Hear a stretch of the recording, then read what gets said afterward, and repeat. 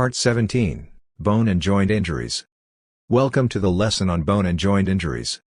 In this video, we will discuss first aid, careful sprains and broken bones, and special circumstances of bone and joint injuries.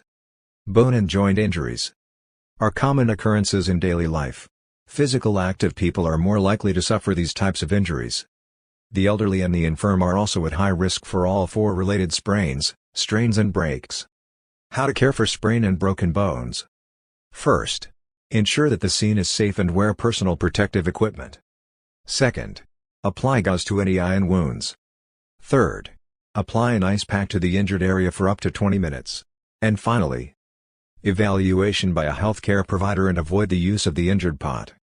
In addition to that, call 999 if there's an open wound over a joint, abnormal position or bent extremity, or obvious joint dislocation.